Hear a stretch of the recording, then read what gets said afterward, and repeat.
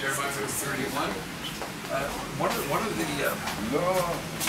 of the verses that we quote on Rosh Hashanah, Bezrat Hashem, there will be no more death. I mean, so those questions become completely obsolete. But I mean, even when they were, that's not the main core of Jewish existence. You know, should we bury them in this kind of cemetery, that kind of cemetery, this kind of casket, that kind of casket? Are you allowed to do this? It's a detail.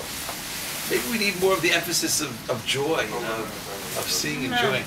I once read an essay by someone who was asked, what does he think? A certain rabbinic scholar. What do you think about parents kissing each other in front of the children? You know, is it modest? Is it immodest? Proper? Is it improper? He said a lot of things. But then he wrote in parentheses, he said, listen, whatever I say, but if the parents are fighting in front of the children, you know, if they see them screaming at each other, then maybe you need some kind of balance, you know, at least if they have your room, well, they should only see the fights, and they shouldn't see any kind of reconciliation. I thought it was a brilliant comment, you know. You want another whistle? Okay. He wants a whistle. Louder, they have to cover all over the world. Okay.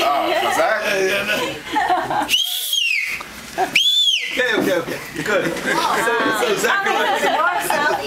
Zachariah said. I like that. That was really no, this is serious. Parakut Pasuk Chet. Shalom Avracha. This evening we study Parshat Ki Tetse. I would like to focus on chapter 23, verse 8. In our Torah section we read of a special level of relationship that we are to develop to our brother, but the identification of this brother is an unusual one. Lo tita'ev adomi ki achichahu. You're not allowed to despise an Edomite, for he is your brother. This is a very, very unusual text. Very unusual sentence in Parshat HaShavua. Don't hate the people of Esav.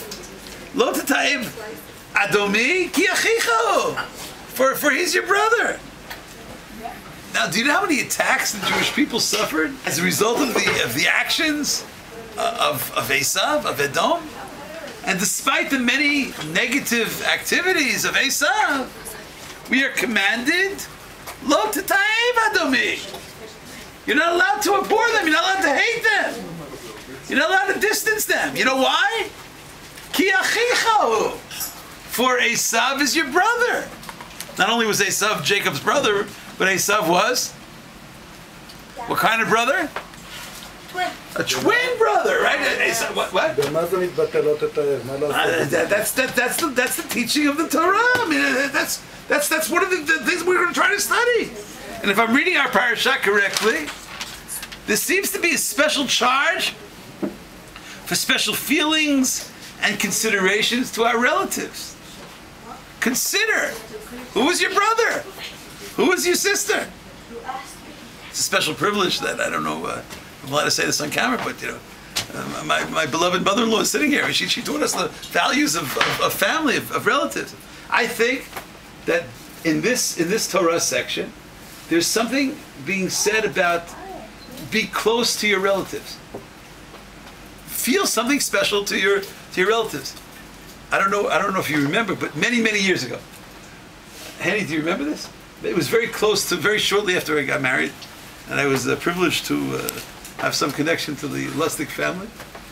So in Henny's family, there's this gathering called the family circle. So I was invited one time. I think one time I participated in the family circle.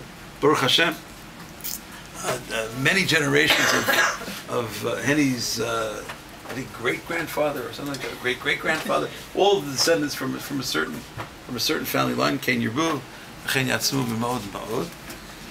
And I was asked to speak, to say a Dvar Torah at this gathering.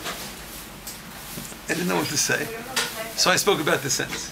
I spoke about the sentence from Deuteronomy, 23.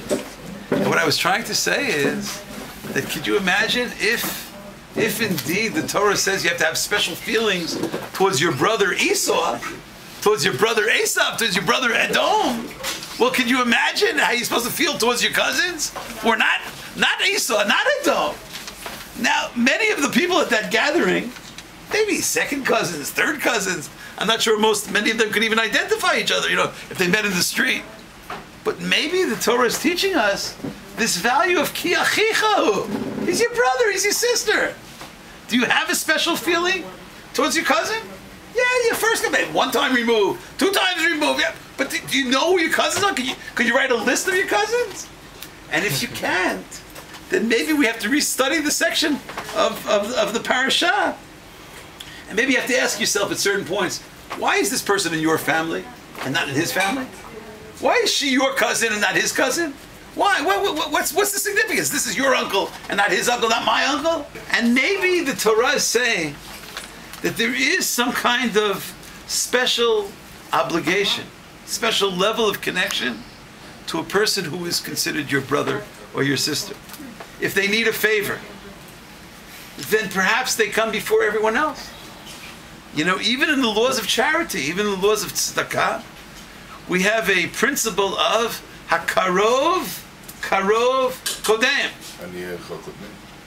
לא רק עניי עירך, אבל גם בתוך קרובת משפחה, הקרוב, קרוב קודם. Roughly translated, it's not exactly, but roughly translated, it's similar to the concept of charity begins at home.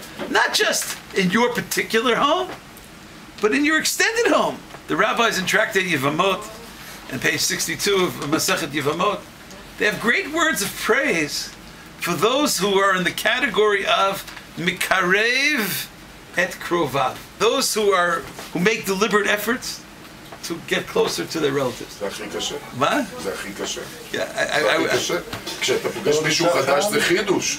זה הכל חדש, אתה יכול לעבור איתו תקופות, אבל האח שלך שהרגע עשה לך פשלות, אתה צריך להתחיל לקרב אותו, אתה היית שמח לקבל 2 חופש. הרב, יש אומרים טוב שכן קרוב מאח רחוק. כן, אבל אנחנו לומדים את זה כאילו כתוב טוב שכן קרוב, אבל מאח רחוק. I was just trying to flatter my mother-in-law, Baruch Hashem, Hashem should bless her. But I really did learn this value from her. And in her family, this is something that's very heavily emphasized. Be mikarev et krovav. You're supposed to try to get closer to your relatives. And some people say, leave me alone, I'm not interested in my relatives. I have my friends, I have my chevra, I have my relatives, so, leave me alone. So I get an invitation from their wedding and I'll rip it up, or I'll bless them and I'll say, may they be blessed. Or, they have a bar mitzvah, they don't have a bar mitzvah. They have a bat mitzvah, they don't have a bat. There is a birth. Maybe mikarev et krovav. That's what it says in the Gemara. The Gemara talks about a category of mikarev et krovav, a category of getting closer and closer to relatives.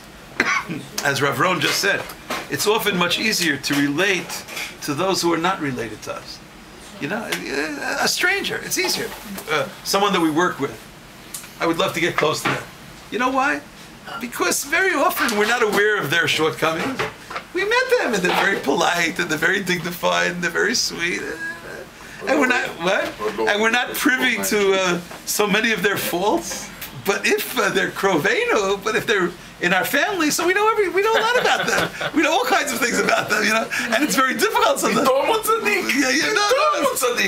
So mikarev et krovav is a challenge. In Psalm 15, there is a description of the perfected Tehillim Tetvav, the perfected religious personality. And amongst the qualities that are mentioned is v'cherpa lo nasa al krovo, the one who never shamed his or her relative. V'cherpa lo nasa al krovo, they had a special feeling, special sensitivity of connection to relatives. In a very moving section of Isaiah 58, which is read in all Jewish communities on Yom Kippur morning. It's the Haftarah of Yom Kippur. It speaks there, the prophet speaks about the importance of feeding the hungry, of clothing the naked, of bringing, struggling people into the house. But he concludes the verse with saying, do whatever you want, do all charity, but umib bisarcha lo tit'ala. But don't ever overlook the needs of your own flesh. Always see to it that you're taking care of your own family and those who are part of your extended family. Can we learn from Esav?